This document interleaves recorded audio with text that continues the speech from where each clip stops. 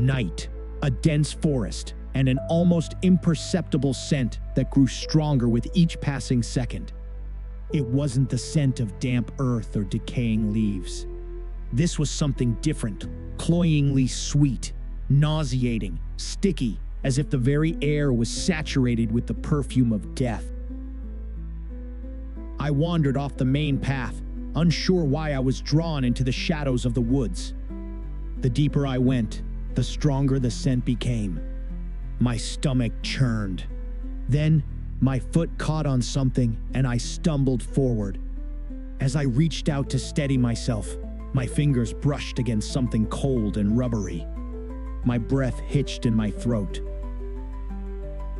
Pushing aside the tangled undergrowth, I found myself staring at a body. The corpse lay twisted at an unnatural angle, bloated and blackened with decay. The skin was taut and stretched, splitting in places where insects and time had eaten away at it. The eyes, no, there were no eyes. Only dark, hollow sockets staring up at me like portals into the abyss. I couldn't move. The air was thick, choking, filled with the slow writhing of maggots and the faint squirming of unseen things just beneath the surface of ruined flesh. The world around me seemed to darken, shadows creeping closer, whispering just out of reach. I fumbled for my phone, fingers shaking as I called the police. The voice on the other end instructed me to wait. Wait, here. With him?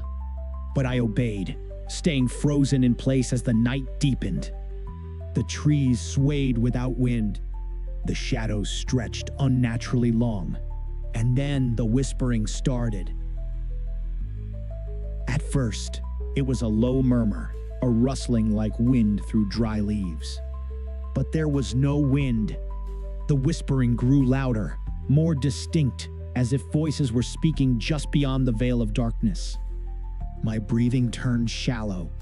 My pulse pounded in my ears. Then, one of the voices spoke clearly. "You shouldn't have found me." A cold dread seeped into my bones. I spun around, heart hammering, but there was no one there. And yet the presence remained. Something watched me from the trees, from the spaces between the leaves, from the void where the corpse's eyes had once been. When the police finally arrived, I could barely speak. They examined the body, determining it was a suicide. But I knew better. This thing hadn't just died. It had lingered, and it had found me. For weeks afterward, my dreams were haunted by him. The empty eyes, the decayed lips moving soundlessly in the dark. And then one night, he spoke. "You took my place. Now I take yours." I woke up gasping, drenched in sweat. And standing at the foot of my bed was him. 2 years later, I had almost convinced myself it was just my imagination. Almost. But then something happened that made me realize the nightmare had never ended. I was driving home late at night, a long, empty highway stretching between thick woods on either side. The trees loomed like silent watchers, their twisted limbs reaching overhead, forming a tunnel of darkness. It was past midnight, and exhaustion was setting in. My eyelids grew heavy. I needed to stop. There was no rest stop in sight, so I made a foolish decision. I pulled off the road, parking behind a cluster of bushes, out of sight. The clock read 11:22. I leaned back, closed my eyes, and drifted into uneasy sleep. Then scratching. It was faint at first, like nails dragging along metal. My eyes snapped open. The car was still. Nothing moved outside. I checked the time, 11:50. My heart thudded, but I convinced myself it was just an animal. Still, I locked the doors. I closed my eyes again. At 12:40, the sound returned. But this time, it didn't stop. It grew louder, more insistent, clawing at the doors, the windows, the roof. My breath hitched. Something was outside. Something that wasn't human.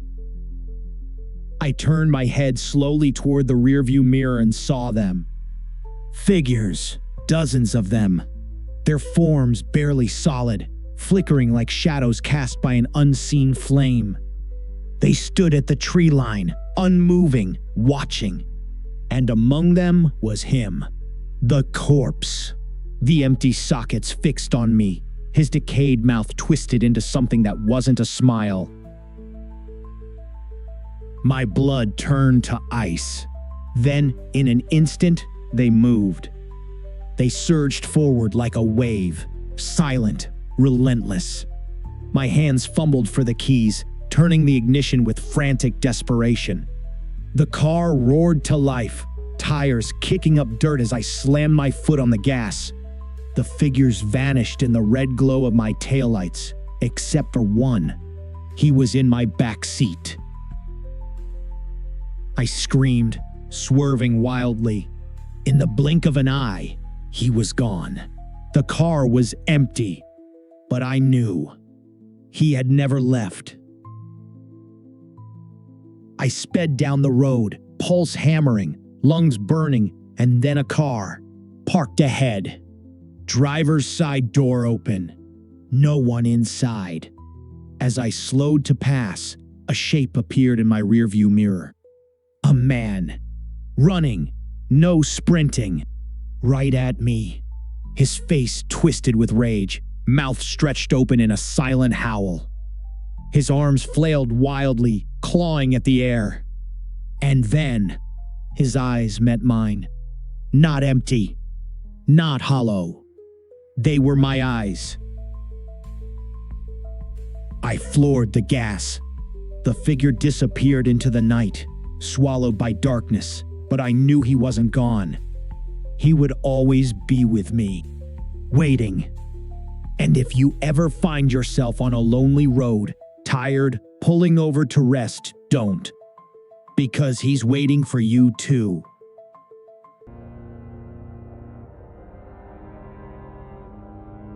The air was biting cold, the kind that seeped into your bones and made your breath visible in the moonlight. The forest surrounding the camp was eerily silent, as if the world itself was holding its breath. The only sound was the crackling of the campfire, its orange flames casting long, flickering shadows on the snow-covered ground. The smell of pine and burning wood mingled with the metallic tang of frost, creating an unsettling mix that made the back of your neck prickle. The group of friends huddled closer to the fire, their faces pale and tense. The sky above was a deep, endless black, dotted with stars that seemed too distant to offer any comfort. The wind whispered through the trees, carrying with it a faint, almost melodic hum that none of them could place. It was a sound that didn't belong, a sound that made their hearts race. They were miles away from the nearest town, deep in the woods of upstate New York. The isolation was palpable, a heavy weight pressing down on them. The snow had started falling again, thick and relentless, cutting them off from the world even further. There were 5 of them.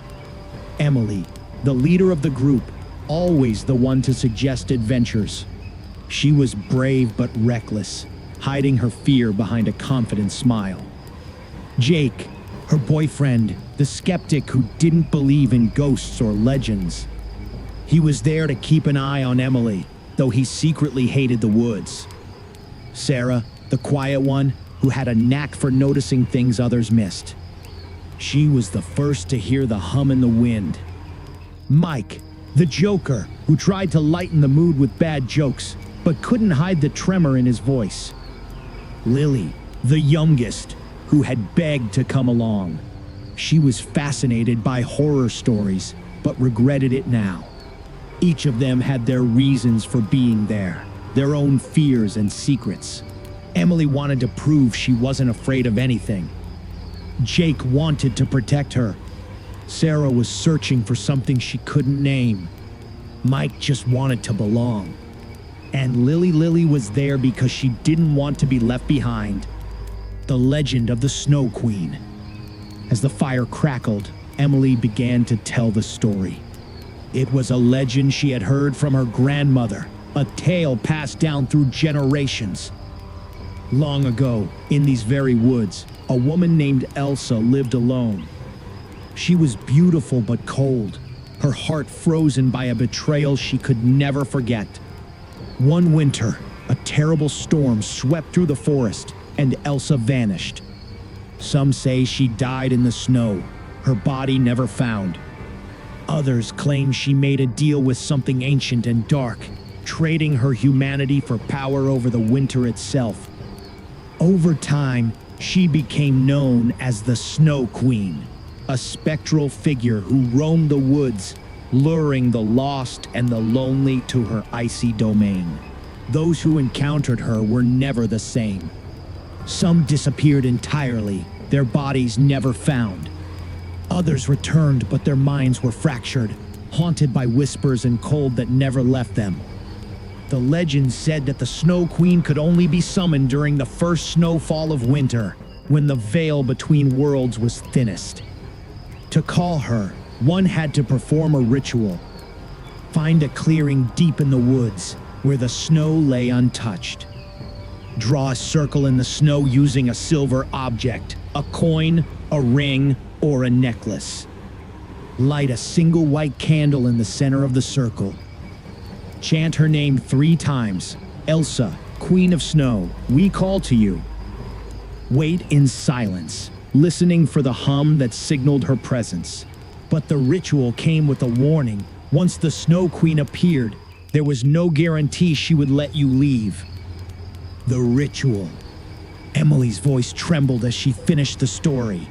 The group sat in silence, the weight of her words hanging heavy in the air. We should do it, Mike said suddenly, breaking the tension with a nervous laugh. What's the worst that could happen? Jake rolled his eyes. Are you serious? This is how every horror movie starts.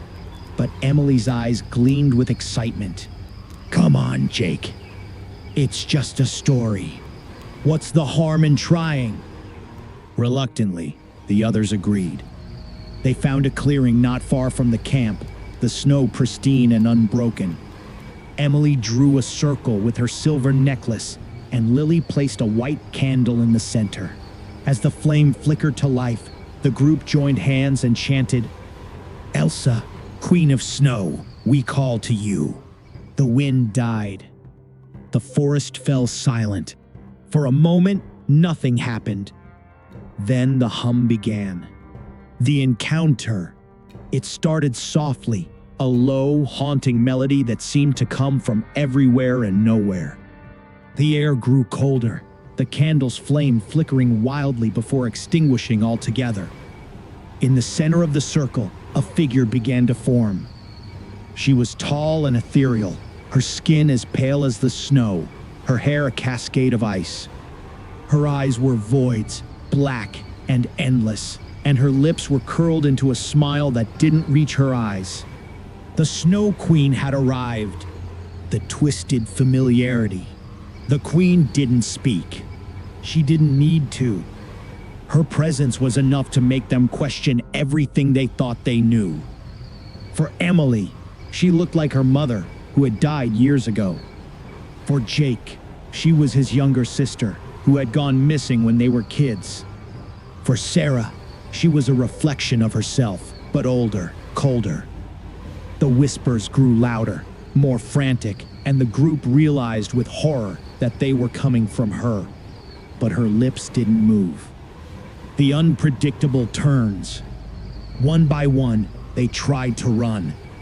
But the forest had changed. The paths they had followed were gone, replaced by endless rows of identical trees. The snow fell harder, blinding them, and the hum grew deafening. Mike was the first to disappear. One moment he was there, the next he was gone, swallowed by the snow. Lily screamed, but her voice was drowned out by the wind. Emily tried to lead them back to the camp, but the footprints they had followed were gone. Instead, they found a single set of prints, their own leading in a perfect circle. The ending. They never found Mike. They never found the camp.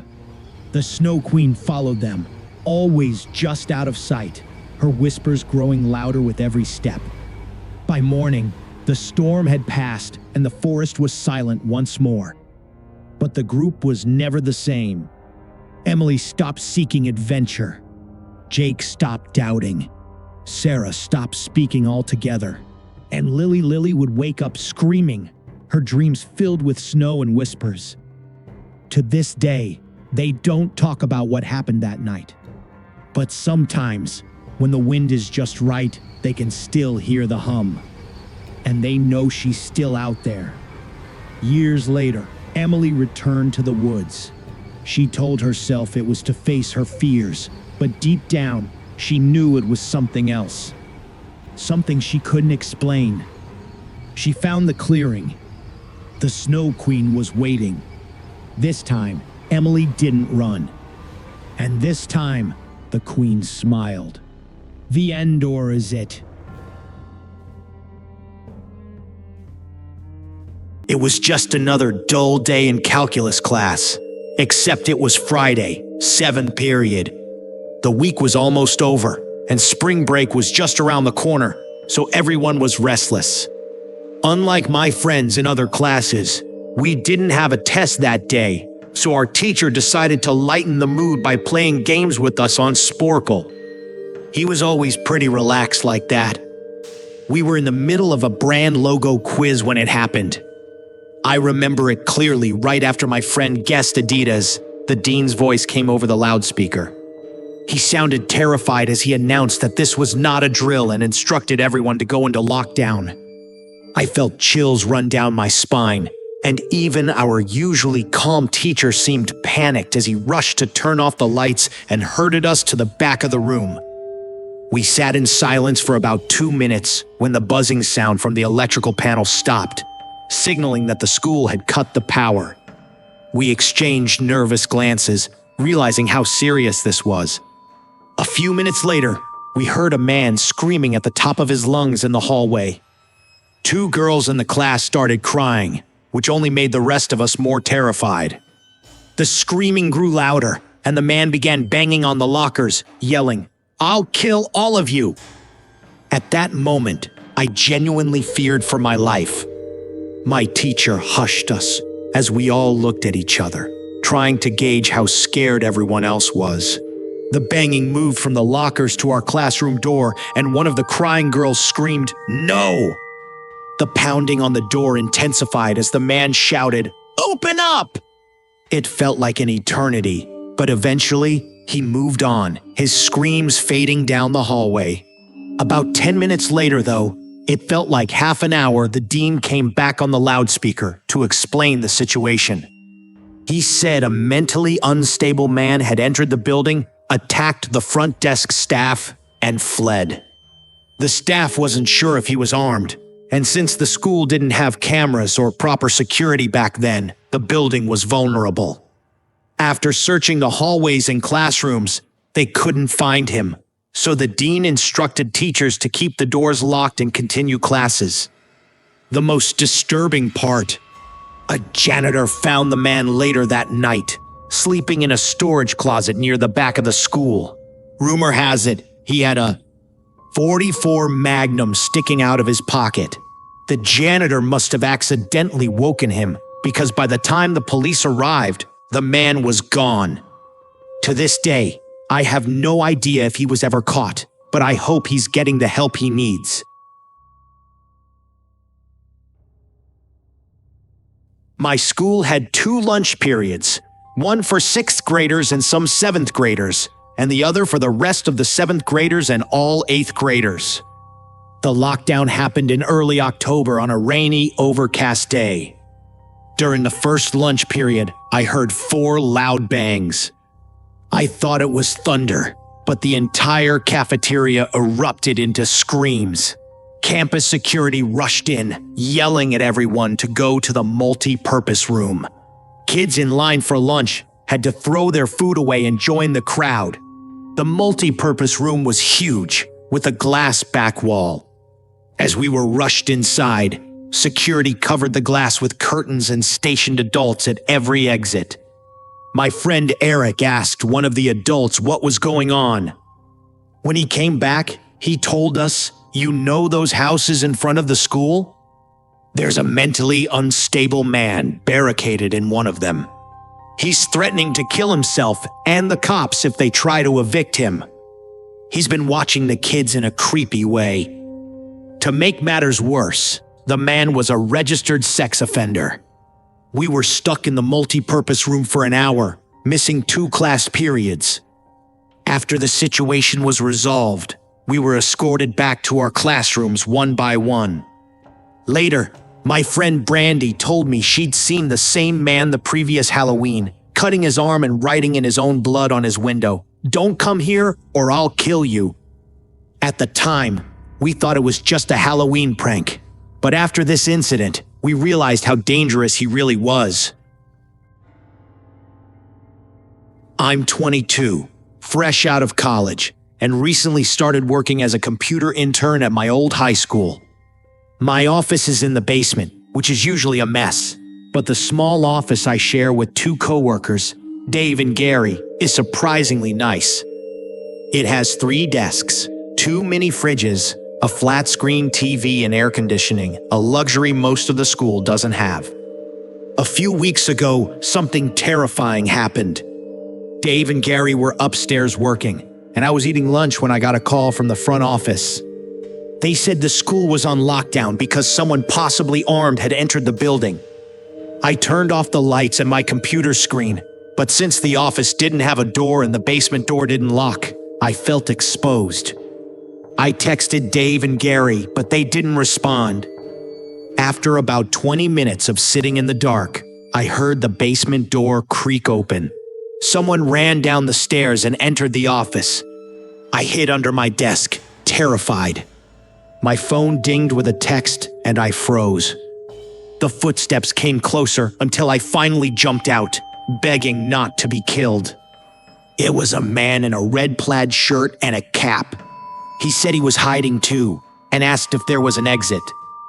I told him where the exit was, but then I checked my phone. Dave's text read, "Dude, this is crazy. Some guy with a gunshot, Mr. Buckley. He's wearing a red shirt and hat. Whatever you do, don't come upstairs." I looked up at the man, and my stomach dropped. He seemed to notice my suspicion, and I bolted for the stairs. A gunshot echoed through the basement, but thankfully, the bullet missed me. The police were waiting at the exits and caught the man as soon as he opened the door. Mr. Buckley survived the shooting, and it was later revealed that the man had some kind of grudge against him. To this day, I can still hear the sound of that gunshot in my mind. The Unsolved Mystery of Lake Bodom, a true crime investigation. The lake was too still that night. The kind of stillness that feels like the world is holding its breath, waiting for something to go wrong. Lake Bodom, nestled in the Finnish wilderness, was supposed to be a place of peace, a spot where teenagers could escape their parents, their problems, their lives. But on the night of June 4, 1960, it became something else entirely. Something dark. Something hungry. 4 of them were there: Seppo Boisman, Anja M. Key, Nils Gustafsson, and Tuulikki M. Key. Just kids, really. They'd pitched their tent on the shore, laughing too loud, passing a bottle of cheap wine, and talking about the future like it was a sure thing. They didn't notice the way the trees seemed to lean closer as the sun dipped below the horizon. They didn't hear the faint, almost imperceptible hum that seemed to rise from the water as the sky turned the color of a fresh bruise. But they would. The night that wouldn't end. It started with a sound. Not a scream, not yet. Just a rustling, like something moving through the underbrush. Niels was the first to hear it. He froze, the bottle halfway to his lips, and stared into the blackness beyond the firelight. "What is it?" Tuliki asked, her voice too high, too tight. "Nothing," Nils said, but he didn't believe it. None of them did. The fire crackled, casting flickering shadows that danced like specters on the walls of the tent. The rustling came again, closer this time, and then, faintly, a low, guttural sound like a laugh, but not quite human. "Let's get in the tent," Anja whispered. She was already moving, her eyes wide and darting. They huddled together inside, the thin fabric of the tent offering no real protection but at least hiding the oppressive darkness outside. For a while, there was silence. Then, just as they began to relax, the first scream tore through the night. It was Seppo. The sound was raw, primal, the kind of scream that comes from a place beyond fear. It was followed by the sound of ripping fabric, of thrashing, of something wet and heavy hitting the ground.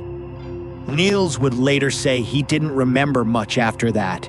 Just flashes, the tent collapsing, the cold bite of the night air, the metallic tang of blood. He remembered running, stumbling, falling. He remembered looking back and seeing something, a shadow, tall and impossibly thin, standing over the wreckage of the tent, and then nothing. When the first responders arrived at dawn, they found a scene straight out of a nightmare. The tent was shredded, the ground soaked with blood. Seppo, Anja, and Tuliki were dead, their bodies mutilated in ways that made even the most hardened officers turn away. Nils was alive, but barely. His face a mask of terror and his hands clutching at the earth, like he was trying to crawl away from the memory. The shadows close in. The investigation that followed was a mess. The police were out of their depth, chasing leads that went nowhere and theories that made less sense the more they were examined. Nils, the sole survivor, was no help. He couldn't or wouldn't remember what had happened. The locals whispered about Carl Valdemar, Gilster M., a man who'd been seen lurking near the lake that night. He was odd, they said, unsettling. But when the police questioned him, he just smiled a thin, crooked smile that didn't reach his eyes and said nothing. A week later, he was found hanging from a tree near the lake, a note in his pocket that read, "It's in the water." The case went cold, but the stories didn't. People started talking about the thing that lived in Lake Bodom. They said it was ancient, older than the trees, older than the land itself. They said it woke up hungry every few decades, and when it did, it fed. Nils Gustafsson tried to move on. He really did. But the lake wouldn't let him. He'd wake up in the middle of the night, drenched in sweat, the sound of Seppo's scream echoing in his ears. He'd see shadows moving in the corners of his vision, always just out of reach. And sometimes, when he looked in the mirror, he'd catch a glimpse of something behind him, a tall, thin figure with eyes that glowed like embers. In 2004, the police came for him. They said new evidence had come to light, that they believed he'd killed his friends in a fit of rage. The trial was a circus, the media painting him as a monster. But Niels knew the truth. He hadn't killed them. It had. He was acquitted, but the damage was done. The whispers followed him everywhere. Murderer, monster, liar, and always, always, the feeling that something was watching him, waiting for him to slip up, to let his guard down. The cult of the deep. In 2019, a group of journalists decided to dig into the case. They were skeptics, all of them, convinced that the truth had been buried under decades of superstition and fear. They found more than they bargained for. Hidden in the archives of a local newspaper was a photograph taken on the morning of the murders. It showed the campsite, the tent, the bodies.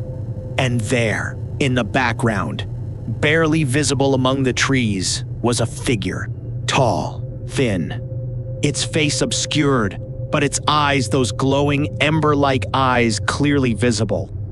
The journalist tracked down an old man who claimed to have been part of a cult that worshipped the lake.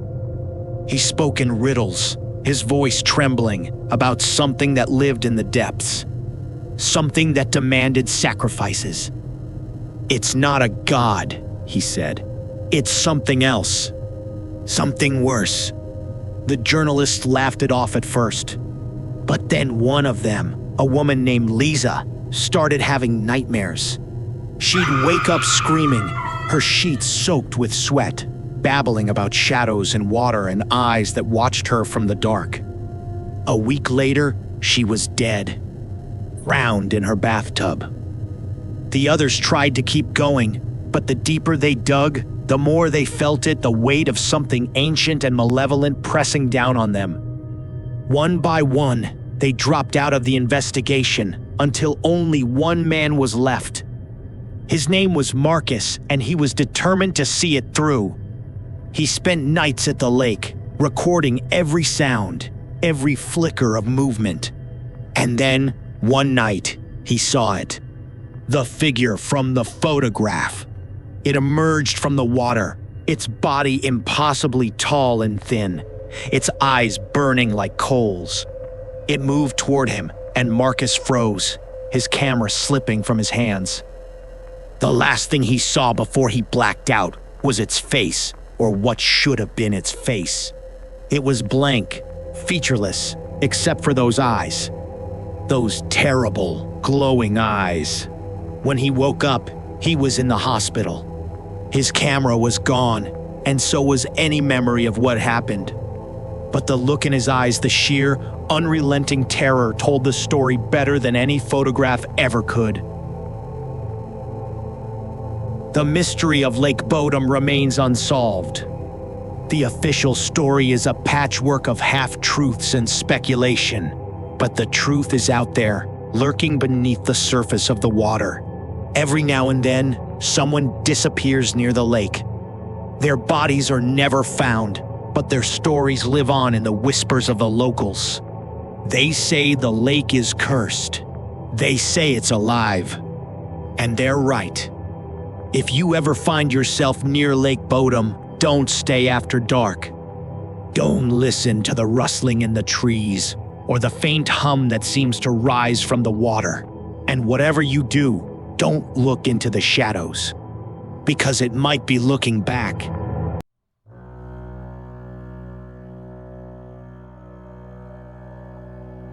The true story behind the Amityville horror. There's something about a horror story that claws its way into your mind and refuses to let go. But when that story is true, when the shadows on the wall were once real, and the screams echoed through an actual house, it becomes something far more terrifying.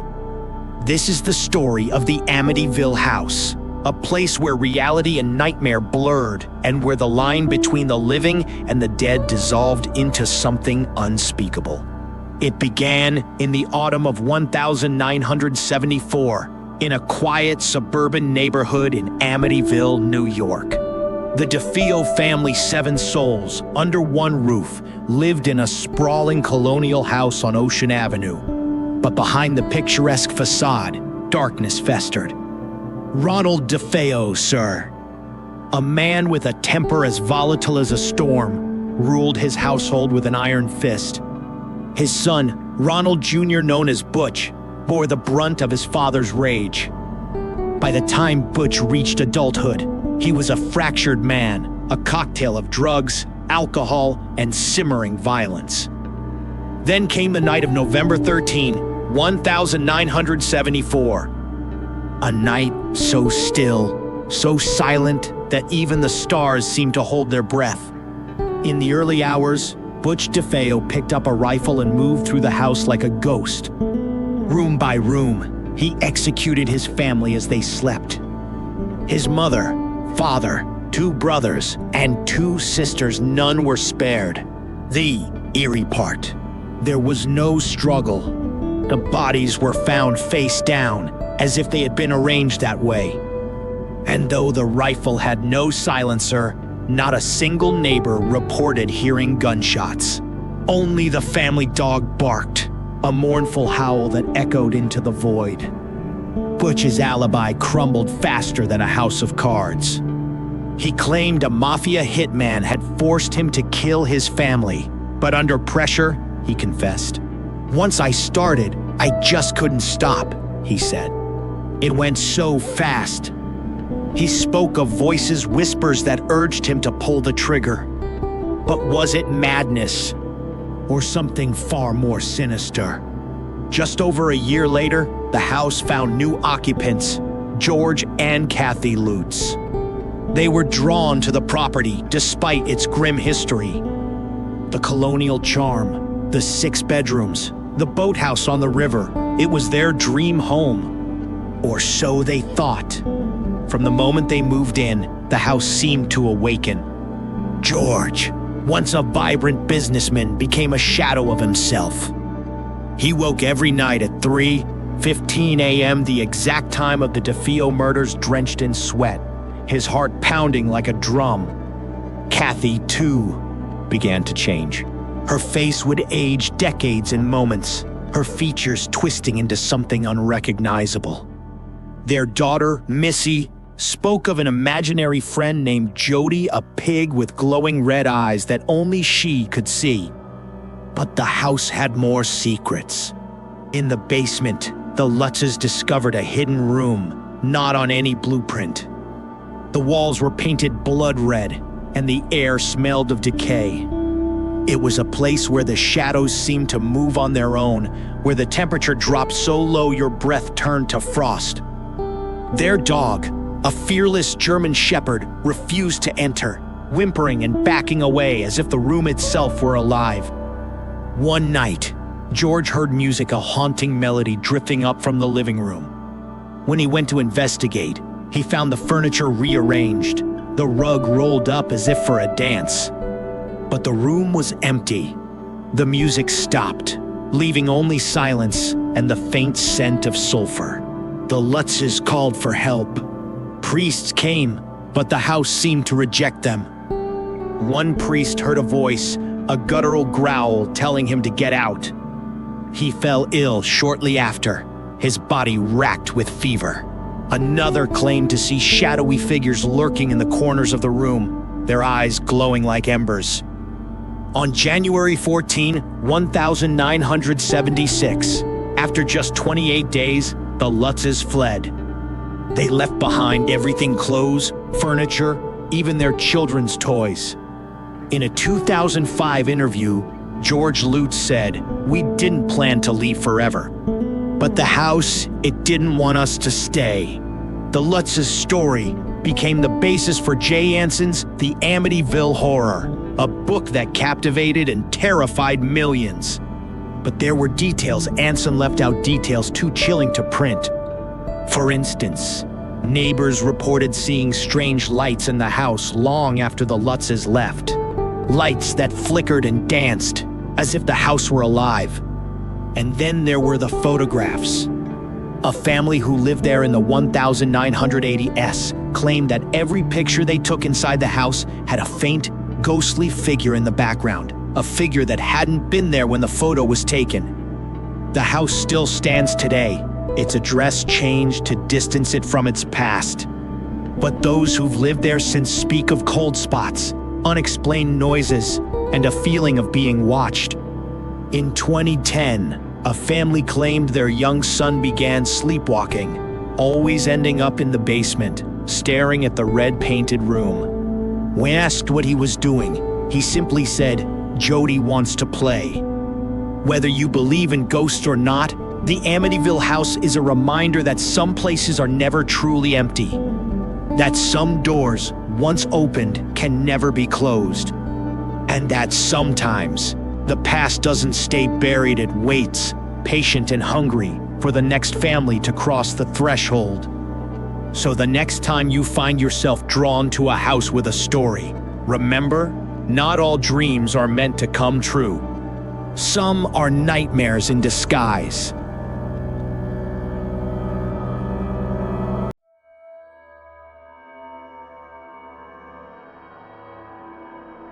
Story 1: The Roommate from Hell. It was my first year at university. I had just finished unpacking my belongings into my dorm room, and my family had left. Later that day, my roommate arrived. From the moment I met him, I knew something was off. He was the most socially awkward person I had ever encountered. I introduced myself as Dan, extending my hand for a handshake. He paused, stared at my hand as if it were a foreign object, then let out an awkward laugh and gave me a limp, lifeless handshake. I had to ask for his name, Dale. I tried to make small talk, but his responses were monosyllabic, punctuated by forced laughter or strange smiles. Within minutes, we were both sitting on our beds, absorbed in our laptops, the silence between us thick and uncomfortable. I was already planning to request a new roommate. Anyone would be better than Dale, I thought. But I soon realized that Dale wasn't just awkward, he was something far more unsettling. That night, after exploring campus, I returned to find Dale exactly where I had left him, still glued to his laptop. I greeted him, but he didn't respond. By 9:30 p.m., I decided to turn off my lamp and go to bed. Sleep didn't come easily. Dale stayed on his laptop until 3:00 a.m. When he finally closed it, I drifted off, only to wake up an hour later. The blinds were open and the moonlight illuminated the room. Dale was sitting on the edge of his bed, staring directly at me. I sat up, rubbed my eyes, and asked, "Dale, what the hell are you doing?" He whispered, "Sorry," and lay back down. The next morning, Dale was gone. It was the first time I had seen him leave the room. It was orientation day, and as my group passed the school gardens, I overheard students whispering, "What is that kid doing?" I looked and saw Dale sitting in the dirt behind some bushes, rubbing the bark of a tree with his hand. The orientation leader didn't notice, but I did. I told the students he was my roommate, and we shared an uneasy laugh. Later, I learned that the school had found me a new roommate. Things seemed to be looking up. That night, I left to meet my new friends, and when I returned, Dale was sitting in the desk chair, facing the door. I greeted him, but he responded with a cold nothing. I sat down and opened my laptop, only to realize that all my emails and folders had been opened.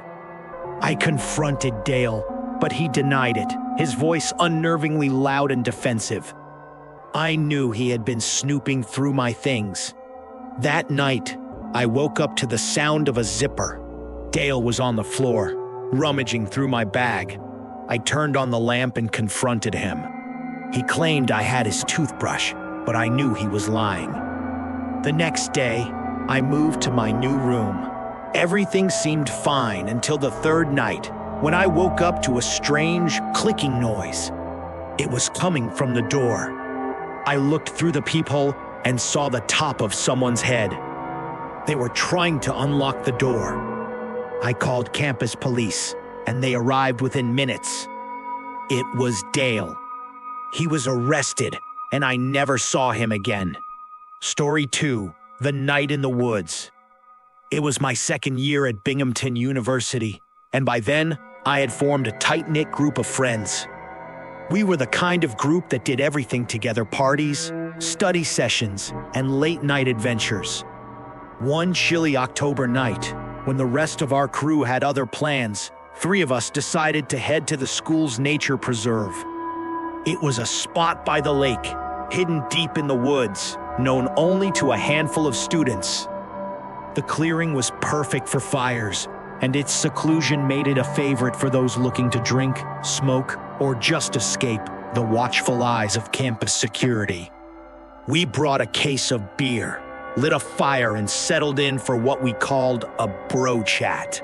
The night started off normally: jokes, stories, and the kind of laughter that makes your stomach hurt. But as the hours passed and the alcohol took hold, the atmosphere began to shift. The woods, which had felt peaceful earlier, now seemed to close in around us. The firelight flickered, casting long, dancing shadows on the trees, and the occasional rustle of leaves made us glance over our shoulders more than once. Then it happened. My friend Alex, who had been lying on the ground, rolling in the leaves from laughing so hard, suddenly froze. "Shh," he hissed, holding up a hand. We all fell silent, the crackling of the fire the only sound. And then we heard it, the unmistakable crunch of leaves and the snap of twigs, like someone or something was moving through the woods nearby. At first, we tried to brush it off. "Probably just an animal," I said, though my voice wavered. But the sounds didn't stop. They grew closer, circling us in a wide arc. The fire, which had felt comforting moments ago, now felt like a beacon, exposing us to whatever was out there. My heart pounded in my chest as I scanned the darkness, but I saw nothing. Then, a loud thud shattered the silence. We all jumped, our eyes snapping to the center of the fire. A thick branch, still smoldering from the flames, had been thrown into the fire pit. My blood ran cold. "What the hell?" Alex whispered, his voice trembling. Before any of us could react, another branch came flying out of the darkness, striking Alex in the face. He let out a scream of pain, clutching his cheek. That was it. We were done. I grabbed the backpack with our remaining beers, helped Alex to his feet, and we bolted. The sounds of footsteps followed us, crunching through the leaves, keeping pace no matter how fast we ran. My lungs burned, and my legs felt like they might give out, but I didn't dare stop. When we finally reached the road, we paused to catch our breath, but the footsteps didn't stop. They were closer now, just beyond the tree line. We sprinted the rest of the way to the dorm, our shoes slapping against the pavement. Once inside, we looked out the window, down at the woods. There, pacing back and forth at the edge of the trees, was a figure. Every time a car passed, they would retreat into the shadows, only to reappear moments later. We never found out who or what it was. The next morning, we laughed about it, trying to convince ourselves it was just some drunk kid messing with us. But deep down, we all knew better. The woods had felt alive that night, and whatever was out there had been watching us. We never went back after dark. Story 3: The Frat House Nightmare. My freshman year at the University of Iowa was supposed to be the start of something great. I had a decent roommate, a solid group of friends, and plans to make the most of my college experience. But one night, everything took a dark turn. It was the first week of school, and my roommate, Jake, was determined to rush a fraternity. Rush week was starting soon, but the parties were already in full swing. Jake didn't want to go alone, so he convinced me to tag along. I wasn't interested in joining a frat, but I figured it would be a good way to meet people and have some fun. The party we went to was at one of the lowest ranked frats on campus, an underground one, from what I could tell. The house was in a sketchy part of town, far from campus. When we pulled up, it looked more like a crack house than a frat. The music was blasting, and cars were parked haphazardly along the street. We knocked on the door and were greeted by a sweaty, overweight guy in a stained white t-shirt. He ushered us inside, and the scene that greeted us was something out of a nightmare. The living room was packed with guys, all crammed into a dimly lit, sweltering space. The air was thick with the smell of sweat and cheap beer. I counted maybe 2 girls in the entire room, neither of whom looked like they wanted to be there. I tried to make the best of it, chatting with a few guys, but the conversations were awkward and forced. After about 20 minutes, I was ready to leave. I signaled to Jake, but a group of guys by the door made it impossible to slip out unnoticed. So I stayed, drinking the watered-down beer they were serving. That's when a heavy-set guy approached me, holding a small bottle. "This'll get you shit-faced," he said with a smirk. I hesitated, but he stared at me, waiting. So I drank it. Almost immediately, I felt dizzy. The room seemed to spin, and the lights grew dimmer. The last thing I remember is the guy's face, still smirking, as everything went black. I woke up in a dark room, lying on a bed. The music from the party was muffled, but I could still hear it. My head was pounding, and my vision was blurry. As I tried to sit up, I heard a crinkling noise, like someone stepping on a plastic bag. It was coming from the closet. My heart raced as I stared at the closet door, half expecting it to swing open. I didn't wait to find out. I bolted out of the room, down the stairs, and through the crowded living room. I found Jake and practically dragged him out the door. On the drive back to campus, I told him what had happened. He wanted to call the cops, but I stopped him. I didn't want to make a scene, and besides, I had no proof. To this day, I don't know what was in that bottle or what might have happened if I hadn't woken up when I did. But I do know this. I never went to another frat party again. Story 4. The Midnight Knocker. My sophomore year, I had a single dorm in a quiet corner of the floor. It was secluded, with its own little hallway that turned a corner before connecting to the main corridor. I liked the privacy it gave me space to study and relax without interruptions. But that all changed one night. It started with a light tapping on my door. I was studying for a biology exam, and at first, I thought I was imagining it. But then it came again, a little louder this time. I called out, "Come in," but no one entered. I got up and opened the door, but the hallway was empty. I shrugged it off, thinking it was just someone playing a prank. The next night, it happened again. This time, the knocking was louder, more insistent. I opened the door, but again, no one was there. I stepped into the hallway, looking around the corner, but the main corridor was empty. I started to feel uneasy, but I told myself it was just my imagination. On the third night, I woke up to the sound of knocking. It was louder than ever, echoing through the small hallway outside my door. My heart raced as I sat up in bed, trying to decide what to do. Finally, I mustered the courage to open the door. As expected, no one was there. But this time, I saw something, a shadowy figure disappearing around the far corner of the hallway. I chased after it, my bare feet slapping against the cold floor. When I turned a corner, I saw a door at the end of the hallway closing. It was the bathroom. I pushed the door open, my heart pounding, and flipped on the light. The room was empty, or so I thought. Then, I noticed the boots. They were heavy, black, and sitting in one of the stalls. But there was no one wearing them. My breath caught in my throat as I stared at them, trying to make sense of what I was seeing. And then I heard a low, guttural laugh, like that of an old man. It wasn't coming from the stalls or the hallway. It was everywhere and nowhere all at once. I ran back to my room, slamming the door behind me. The knocking continued for what felt like an eternity before finally stopping. I didn't sleep that night. The next day, I asked everyone on my floor if they had heard anything or seen anyone, but no one had. To this day, I don't know who or what was knocking on my door. But I do know this. I moved out of that dorm as soon as I could. 1. The man in the attic. Sarah had never been afraid of living alone.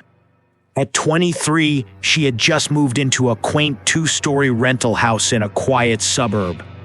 The landlord had mentioned that the previous tenant had left abruptly, but Sarah chalked it up to bad finances or an unexpected job offer. She never thought to ask more questions. The first few nights in the house were peaceful, except for the occasional creak of the old wooden floors. But one night, as she lay in bed, she heard it, a soft, deliberate shuffling sound above her head. The attic. Her pulse quickened, but she reassured herself. Old houses make noises, she muttered. The next day, she inspected the attic entrance, a simple pull-down ladder in the hallway ceiling. It was shut tightly. She convinced herself it had just been the wind, the pipes, anything but an intruder. But as the nights wore on, the sounds persisted. Faint scratching. A slow, steady thud. The feeling of being watched crept over her like a shadow. One evening, she came home to find the hallway light on. She was sure she had turned it off before leaving. Then the smell started. A sickly, sour odor drifted through the house, clinging to the air like decay. She searched every corner for the source, but found nothing. That night, she locked her bedroom door. At 3:12 a.m., Sarah woke up suddenly. The creaks above her head were closer now, almost directly over her bed. Then a whisper, faint, hoarse, indistinct. Something was in the attic. Her heart pounded as she reached for her phone. With shaking fingers, she dialed 911 and whispered her address. "There's someone in my house," she breathed. Minutes felt like hours. Then, a crash. The attic door swung open violently, and something heavy hit the floor. Sarah screamed and scrambled to the corner of her room, her eyes locked on the dark hallway outside her door. Footsteps heavy, slow, echoed toward her. The police arrived just in time. They found a man, disheveled, his skin stretched tight over his skull, his eyes sunken and wild.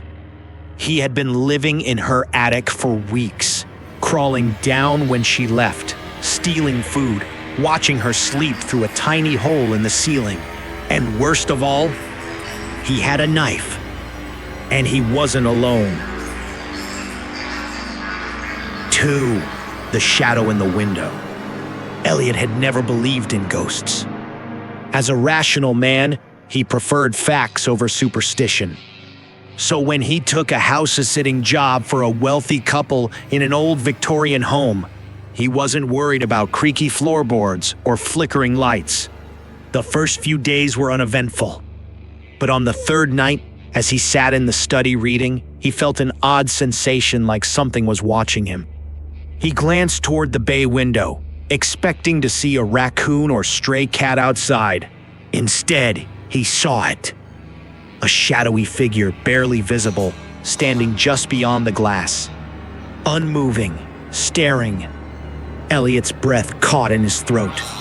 He flicked on the porch light, but when he looked again, the figure was gone. Brushing it off as a trick of the light, he went to bed. But as he lay there, a soft tap, tap, tap sounded against the bedroom window. His blood turned to ice. He turned his head slowly. There it was again, the shadow. The next morning, Elliot searched the yard for footprints. There were none, but the sensation of being watched never left him. That night, he closed all the curtains, locked the doors, and made sure every window was secure. At 2:33 a.m., he woke up to a whisper, a soft, rasping breath. It was inside the house. His heart pounded as he reached for his phone. Then he saw the dark shape looming at the foot of his bed, motionless, featureless. The next morning, the homeowners returned to find Elliot huddled in the closet, his eyes wide with terror, his hair turned completely white. They never saw him again. 3. The man under the bed. Lena was babysitting for the Johnsons, a nice couple with 2 small children. It was supposed to be an easy night feed. The kids, put them to bed, and relax until the parents got home. Everything was fine until she tucked little Ben into bed. "There's a man under my bed," he whispered. Lena smiled. "There's no one under there, buddy." "See?" She lifted the blankets and peered beneath. "Nothing but dust bunnies." Ben still looked worried. "But he talks to me when you're not here." A chill ran down her spine. "What does he say?" she asked hesitantly. "He says he's waiting," brushing it off as a child's imagination. She turned on a nightlight and left the room. Later, as she lounged on the couch, her phone buzzed. A text from an unknown number. "Check the children." Her stomach dropped. She sprinted upstairs, flung open Ben's door, and her blood turned to ice. The closet door was wide open, and inside, peering out from the darkness, two gleaming eyes.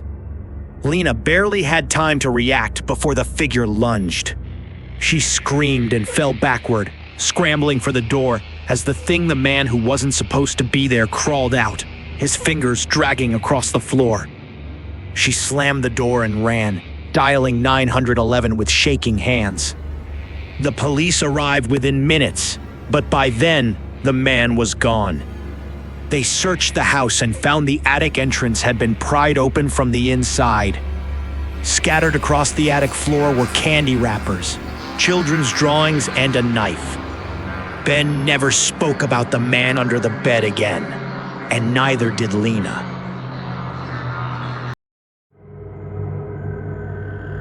One, the vanishing guest.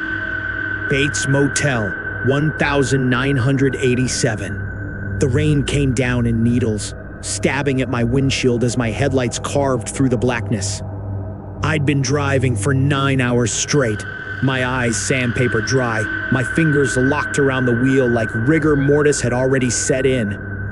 The highway was a graveyard, no cars, no lights, just the endless hiss of tires on wet asphalt.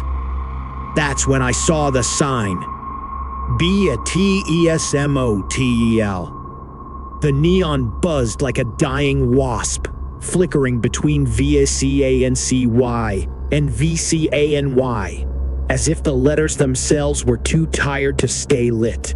I didn't want to stop. Something about the place made my skin prickle, the way the shadows clung to the office windows, the way the lot was empty except for one rusted-out Chevy with flat tires. But my gas was low. My body was shutting down. I parked and stepped into the downpour. The air smelled like wet earth and something else, something spoiled. Like meat left out too long.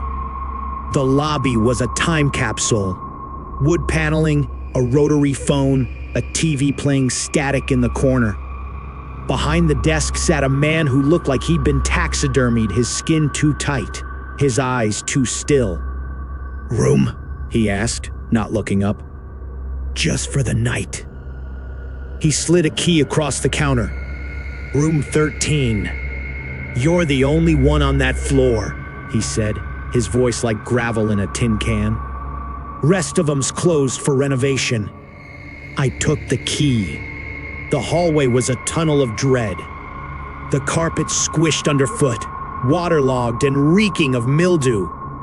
The walls were papered in a sickly floral pattern, peeling at the seams like dead skin. Room 13's door groaned open, revealing a space frozen in 1972. A sagging bed with a mustard yellow spread. A TV with rabbit ears. A nightstand with a rotary phone, the cord chewed through. And then I saw the suitcase. Black leather, cracked with age, sitting at the foot of the bed, open. Inside, a woman's blouse, a pair of heels, a hairbrush tangled with long, dark strands. My throat tightened. "Hello," I called out. Silence. Then a drip from the bathroom. The door was ajar, the light on. The shower was running. I should have turned around. Should have sprinted back to my car and burned rubber out of there. But curiosity is a fatal disease. I pushed the door open.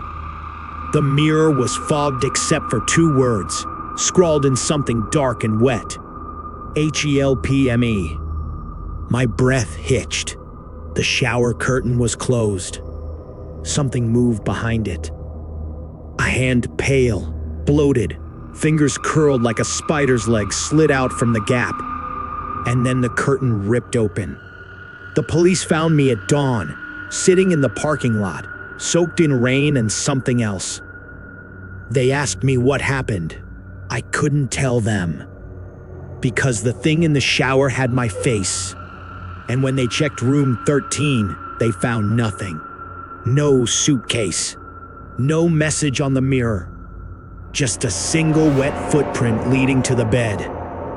As if someone had climbed in and waited. 2. The knock at 3 a.m. The Blackwood Inn, 1999. You ever wake up to a sound that shouldn't be there? Not a scream, not a crash, just a knock. Soft, patient, like whatever's on the other side knows you're listening. I checked into the Blackwood Inn on a Tuesday, my head pounding from 8 hours of white-knuckling through a storm. The place was a relic cracked stucco, flickering vacancy sign, the kind of motel where the carpet smells like cigarettes and bad decisions. The clerk didn't speak, just slid me a brass key with a tag that read 316. Elevators busted, he muttered. Stairs at the end of the hall. The third floor was a tomb. No lights, no sounds, just the groan of old pipes and the whisper of something skittering behind the walls. Room 316 was at the end, a dim, boxy space with a sagging bed and a TV that looked like it hadn't worked since Reagan was president. The bathroom mirror was cracked, a spiderweb fracture splitting my reflection into jagged pieces. I didn't sleep. Not because of the room, because of the knocking. 3 a.m. Tap, tap, tap. 3 gentle raps on the door. I sat up, heart slamming against my ribs. Hello? I called. Silence. I crept to the door, pressed my eye to the peephole. The hallway was empty, then knocking from the bathroom. A wet, muffled thud against the tile. I grabbed the bedside lamp, yanked the bathroom door open. Nothing. Just the sink faucet dripping. Plink, plink. I turned it off. The knocking stopped. I called the front desk. Yeah, I'm in 316, I said. There's someone. The clerk cut me off. Sir, that room doesn't exist. Click. The TV snapped on. Static. Then a grainy black and white image. Me, sleeping in the bed. The camera panned left. A figure stood in the corner, tall, thin, watching. The screen cut to snow. The door locked itself. The cops found me the next morning, babbling, clawing at the walls. They said I'd been alone the whole time, but they never checked under the bed, where the carpet was stained black, and the floorboards had been scratched to hell, like something had been trying to dig its way out. 3. The Last Checkout. The Sunset Motel, 2004. The clerk had one rule: don't answer the door after midnight. I should have listened. The Sunset Motel crouched on Route 66 like a sick animal waiting to die. Its neon sign sputtered SUNAT in bleeding pink letters, attracting moths and bad decisions. I pulled in just before 2 a.m., my Chevy's engine ticking like a time bomb in the desert silence. The night manager was a walking corpse, yellow eyes, nicotine fingers, and breath that smelled like something had died in his throat. He slid me a key attached to a cracked plastic tag. Room 214. Checkout's at 11, he rasped. But you'll want to be gone by dawn. I should have asked what he meant. The room smelled like old blood and Lysol. The wallpaper peeled in long strips, revealing stains that looked disturbingly like handprints. The bed sagged in the middle, its sheets stiff with something crusted into the fibers. I sat on the edge, listening to the scratching inside the walls. Rats, I told myself. Then the knocking started. Not on my door. Inside the bathroom. 3 slow, deliberate raps against the mirror. I threw the light on. The glass was fogged except for 2 words written in greasy fingerprints. LETMEOUT. At 3:17 a.m., someone knocked on my actual door. A woman stood in the hallway, soaking wet. Her blue dress clung to skeletal limbs, water pooling at her bare feet. Her hair hung in rotting strands, her lips cracked and bleeding. "I'm in 214, she whispered. "He won't let me leave." I slammed the door so hard the painting fell off the wall. Behind it, DONOTDISTURB scrawled in what looked like nail polish. Or blood. Morning brought cops and crime scene tape. A maid had found something in room 214. Not the one I was in, but the real 214. The one hidden behind a false wall at the end of the hall. A body, wrapped in shower curtains. Her fingers worn down to nubs from scratching at the concrete. The clerk turned white when I described the woman at my door. "That's impossible," he said. 214's been sealed since 78. Nobody's been in there. Then why did my bathroom mirror steam up that night? And why did my phone ring at 3:17 a.m. every night since? A wet voice whispering. "You let me in. Now I won't leave." 4. The Man in the Mirror. The Grand Victoria Hotel, 2011. I always cover mirrors in hotel rooms.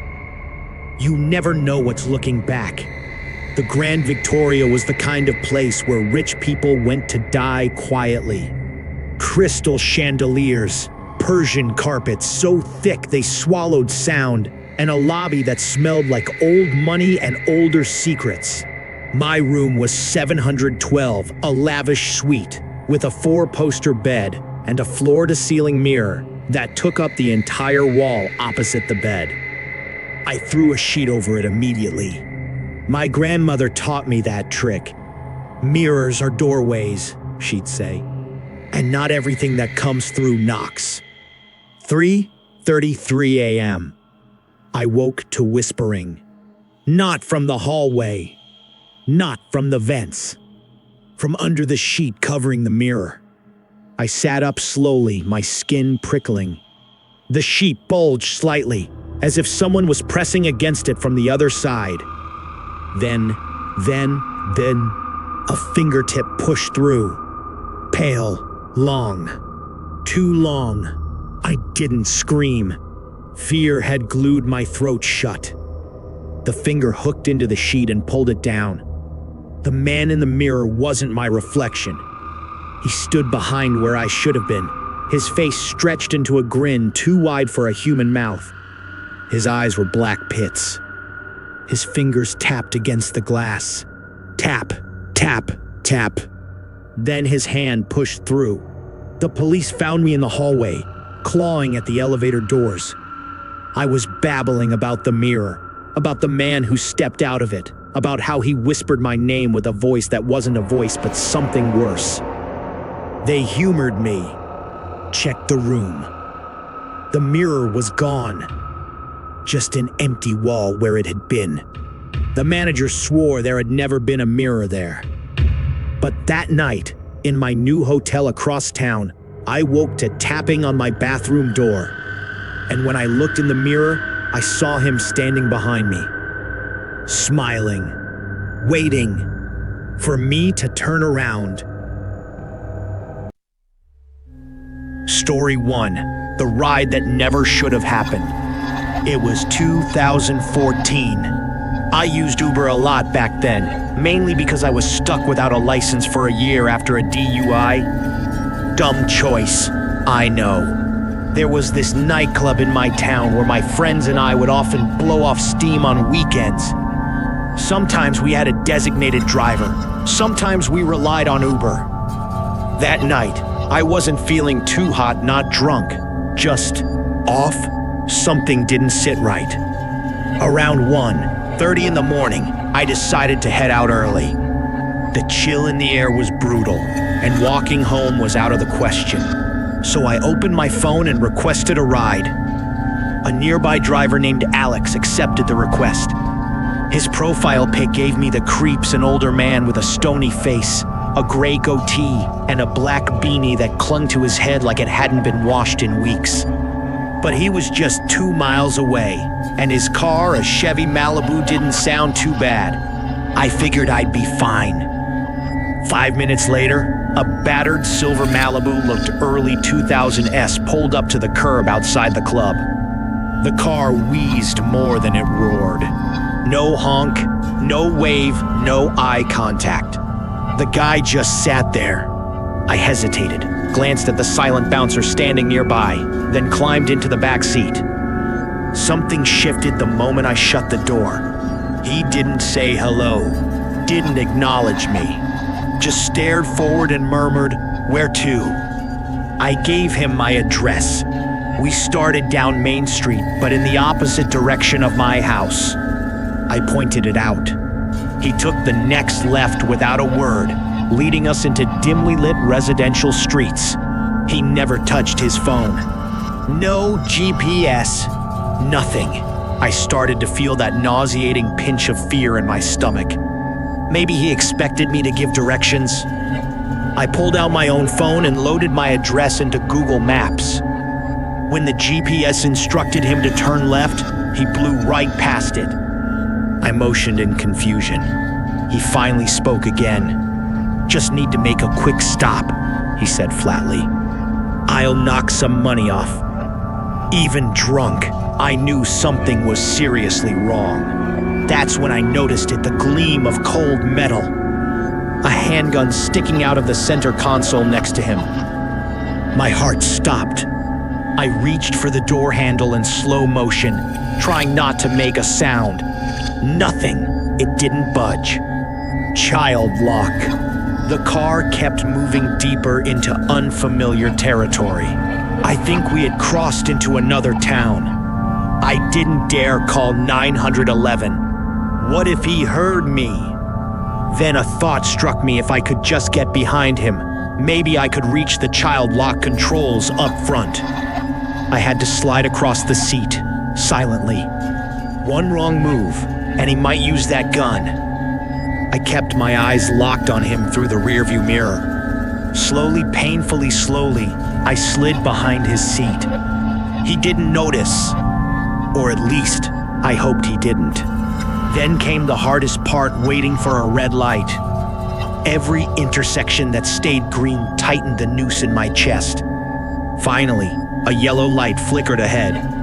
The car slowed to a stop at a deserted intersection. There was another car on the opposite side, some comfort, at least.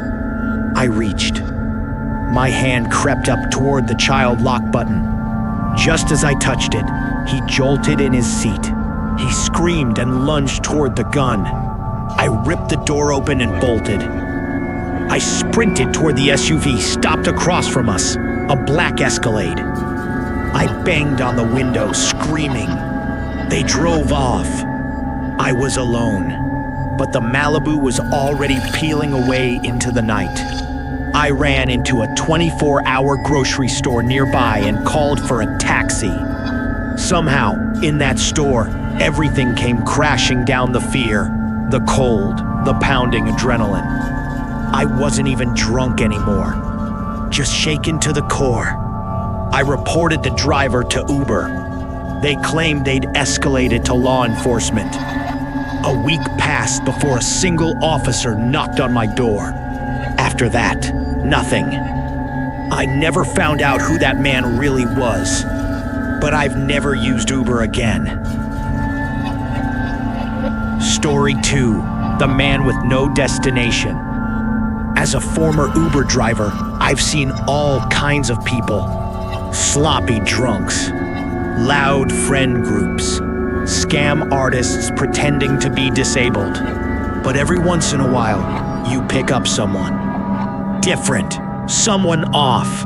The worst I ever had. A guy named Tom. It was a freezing Friday night in December. I was 18, barely 120 pounds, soaking wet. My parents had spoiled me with a shiny new Honda Accord. I had nothing better to do, so I opened the Uber app and started picking up rides. My dad always warned me, keep a blade in the car, just in case. Tom's request came from a shopping plaza a few miles away. I drove out there, hoping it wasn't one of the rowdy teens loitering out front. They looked like trouble. Trying to avoid them, I looped the parking lot twice, then spotted a man approaching my car in the mirror. I rolled down the window and called Tom. "Yes," he muttered. I told him to hop in. Once, twice, 3 times. On the 4th, he finally understood and slipped into the seat directly behind me, which already made my skin crawl. Most riders sat diagonally, sitting right behind me. I don't know, it just felt too vulnerable. He was older, mid to late 40s maybe. Smelled like cigarettes, voice like sandpaper. When I asked for his destination, he gave me an address 10 miles out. Not bad. The money would be decent. I tried to make small talk. He gave one-word answers, or just mumbled. Eventually, he said nothing at all. At mile 6, I started to feel that presence. I was afraid to look in the mirror, but I had to. He was staring, eyes wide, unblinking. I pressed harder on the gas. By mile 8, we were driving through darkness, nothing but trees on both sides. The address on my GPS, it ended at a dead-end road. No nearby intersections. No houses marked. My gut twisted. He was still staring. I asked, "Is this your home address?" He waited, then slowly said, "Yes." Less than a mile left. Still no sign of civilization. Just dark, silent woods and occasional hollow buildings that looked long abandoned. We reached the street. It was pitch black. I could barely see the road itself. I pretended to miss the turn, kept driving, but he snapped. "Turn around," he shouted. "You missed it." I muttered an apology, hard hammering, and turned around. While shifting the car, I reached into the seat pocket where I kept my knife, opened it, held it tight. We turned down the dead-end street. My headlights illuminated. Nothing. Just trees. No houses. No lights. No life. He finally spoke again. "Thanks for the ride," he said, voice calm. Then he added, "Can you get out for a second? I need help with my bag. Bad back." He had no bag. None. I played along. "Sure, hop out. I'll help you in a sec." My voice trembled. Then before I could react, his arms wrapped around my throat from behind. He was choking me. Pure instinct took over. I jammed the blade into his arm. He screamed and flung himself backward out of the car. I didn't wait. I gunned it, speeding away from that street like my life depended on it because it did. I never called the cops. I don't know why. I was too scared, too ashamed. I drove home, locked every door, and quit Uber for good.